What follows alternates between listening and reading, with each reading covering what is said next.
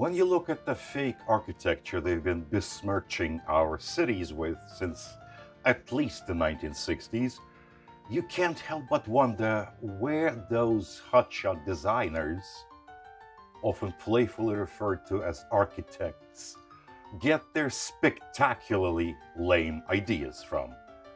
I mean, you could just dismiss it as pure chaos, since chaos does not need to be inspired by anything. It just comes on its own accord when harmony is broken.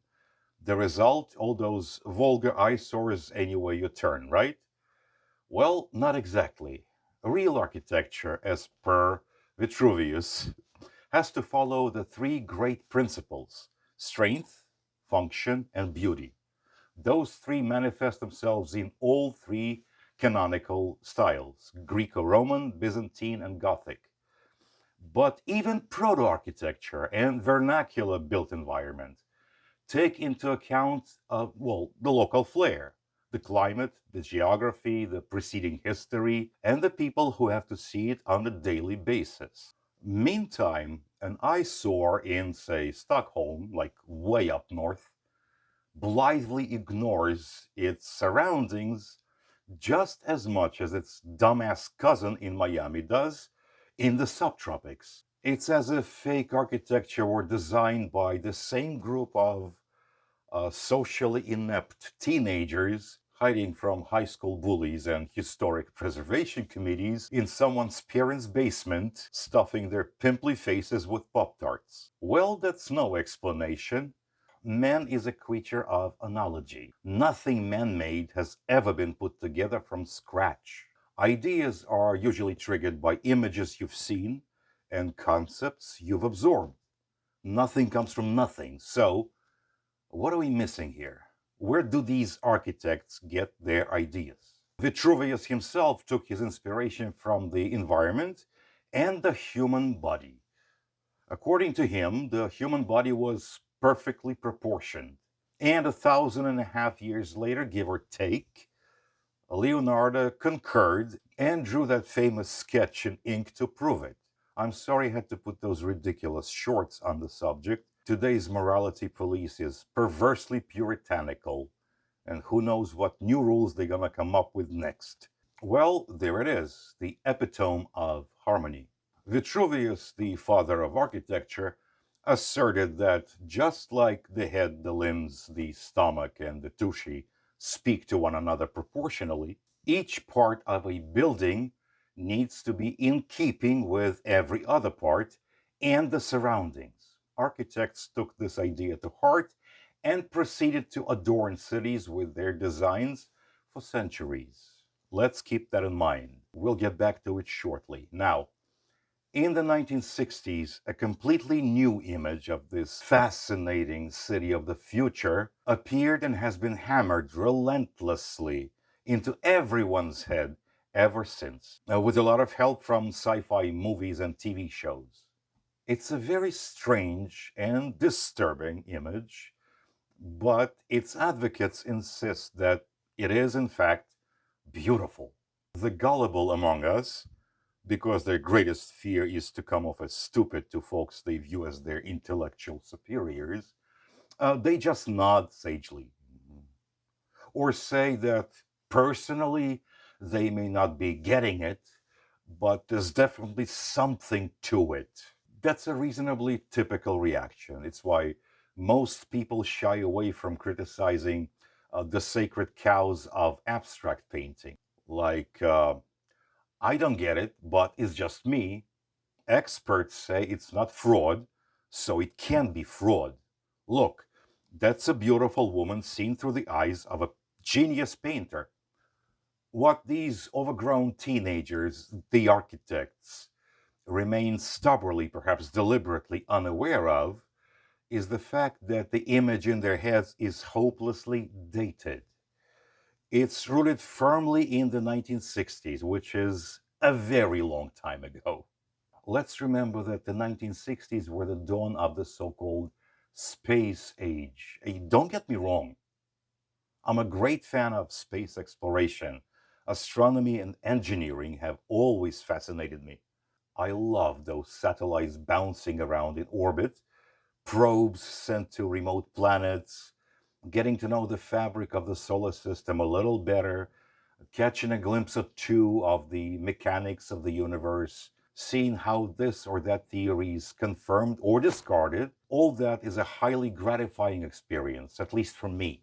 The one saving grace that suburbia has to offer is the clear night sky with all those stars. It's riveting.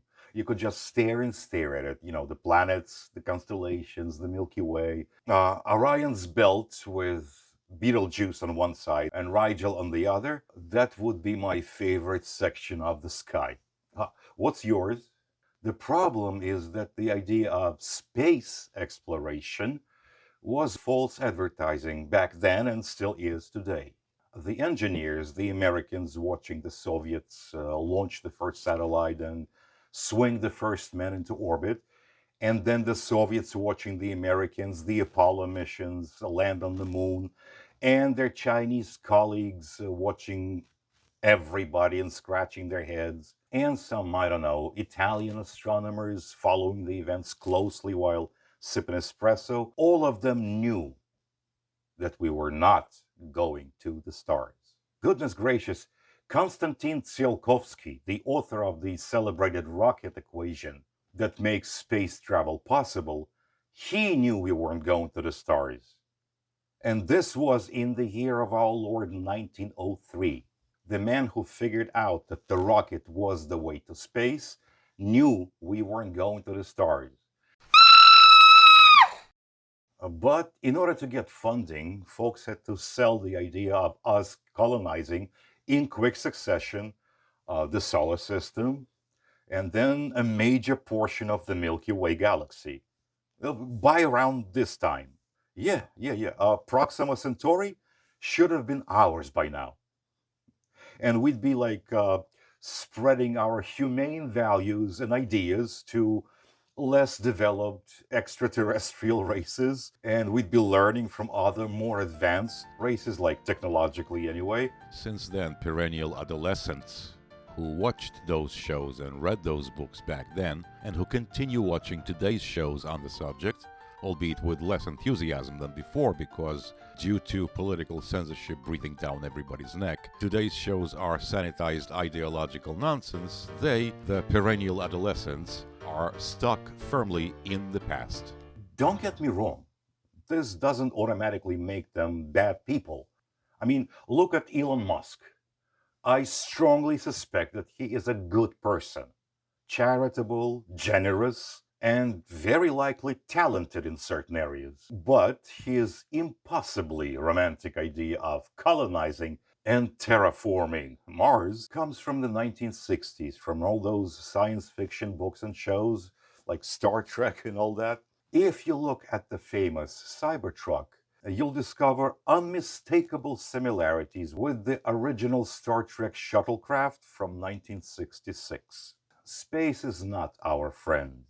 It's murderously indifferent to us, it's cold, it's uninviting, and generally monotonous and black and white. Space telescopes and probes don't even bother to snap color photos.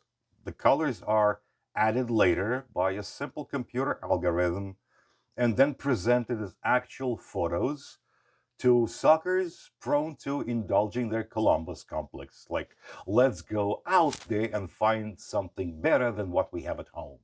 Look how colorful that picture is, even though it's not a real photo but a photoshopped image. The 1960s witnessed the last wave to date of fascination, not with fundamental research per se, which was already stagnating back then, but with engineering. World War II had scared the shit out of everybody, clearly demonstrating what advanced technology was capable of in real time. 2 decades later, when the shock had passed, the new generation witnessed the resurrection of the 19th century idea that technology, which is to say engineering, will turn life on Earth, yes, even here on Earth, into paradise. The cult of engineering was thus reborn. Gadgets, gizmos, big utilitarian structures. Folks fell in love with those all over again, especially the amateurs, people who only had a vague idea how it all worked. And because not too many people have good taste, the cult turned into a fetish for the masses. The innards of our civilization began to upstage its overall harmony. Gadgets, gizmos, cables, wires, machinery, the innards were suddenly perceived as the ultimate promise of a bright, gratifying future. I don't have enough cuss words in my reasonably voluminous vocabulary to describe how moronic it all was. Well, as expected, a bunch of hotshots in the business world, in league with certain politicians who took Pierre Joseph Proudhon's maxim stating that property is theft a little too seriously, began taking advantage of the situation. The problem with those two groups of people is that they're completely devoid, not merely of taste, but also of the merest shadow of sympathy for aesthetics, history, relations, or anything else. All they care about is money and status, even as they help turn their own surroundings into a mega sized garbage dump. You see, an unremarkable chair becomes a throne when you place it in the throne room in the Versailles Palace. But you can decorate an actual throne all you want, gold, silver, whatever, platinum. It's still worthless if it's sitting on top of a landfill. Innards, especially taken out of context, are not beautiful, not admirable. The guts, the entrails, no. They're not aesthetically pleasing. Exposed innards should immediately signal to your brain that something is wrong and requires immediate repairs. And so they do, but so many of us have been conditioned not to notice it. Remember Vitruvius and the human body? Yes, it's beautiful in every aspect, in every form. The female body, especially, but okay, I may be biased that way as a man and an artist. Never mind that. Yes, so the human body is beautiful when it's whole. But when the internal anatomy is exposed, when you can physically see the innards, doesn't that mean that there's something horribly wrong with it? And that in some cases a surgeon is at work repairing it? Well, as per Vitruvius, the same principle applies to architecture. What you see in those images of the wonderful cities of the future is just that exposed infrastructure, the innards, the entrails, the guts, the parts that absolutely need to be covered. And that is where those hotshot architects, the designers, get their ideas from. Here's the beautiful capital of the planet Vulcan from Star Trek. And here's the capital of the Romulan Empire, also from Star Trek. On the 13th floor, it's a movie. I remember seeing it. It was pretty good. I wouldn't say art level, but it was fun to watch. And the characters were engaging. That film features, among other things, a happy ending, which takes place in the Los Angeles of the future. Look how attractive all those exposed innards are. In Stargate Atlantis, the titular city of Atlantis, in the middle of an ocean, is shown multiple times, and each time the viewers are expected to be impressed. Characters are often shown staring at it in awe. In the new iteration of Star Trek, another futuristic city is shown. There seems to be a lot of flying over that city. These people are deranged, I swear. Driving in city traffic isn't tedious or grotesque enough for them, no. The ultimate goal is to have us all fly around. Where are all those airborne folks going? To work? To the grocery store? But that's a side issue, I suppose. Unlike architects, automobile designers have almost never lost sight of the human scale. Look at today's cars, or yesterday's cars.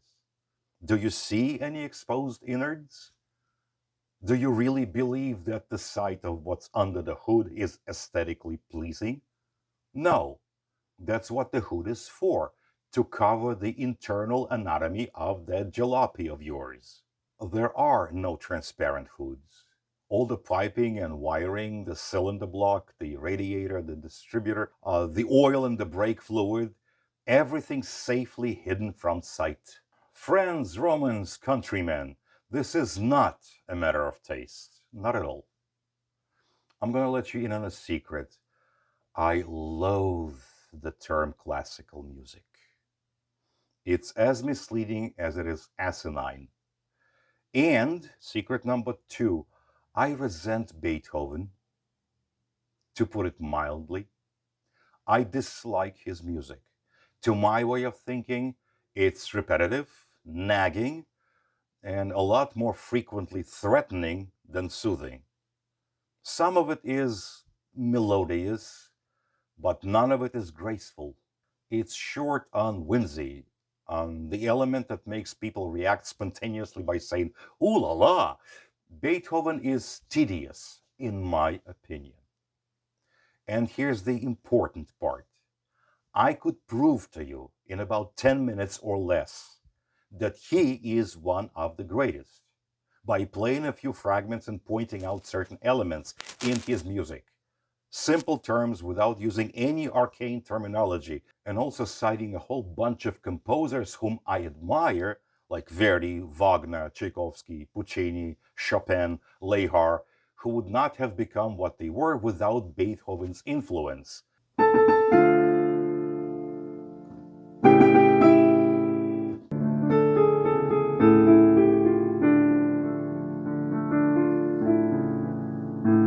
Now that, my resentment of Beethoven's music in spite of my appreciation of his contribution to its history, that is a matter of taste. But when someone says, some people like classical music, I like alt pop, it's a matter of taste, chances are they have no idea what they're talking about.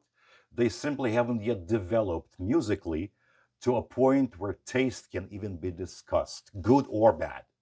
The three architectural canons are not old fashioned, they're old and timeless. So when someone tells you they prefer modern architecture to traditional architecture, chances are they lack knowledge and are lying to themselves first and foremost. When it comes to aesthetics, it's all about joy, goosebumps. Not metaphorical, not theoretical, but actual goosebumps on your arms when you see or hear something breathtakingly beautiful.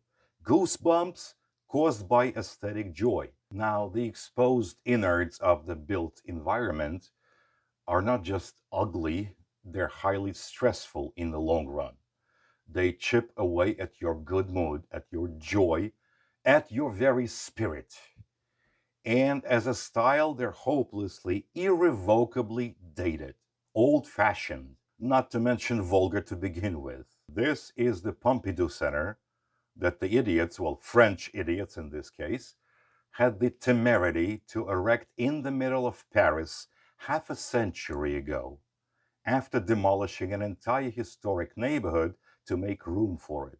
Look at the exposed innards.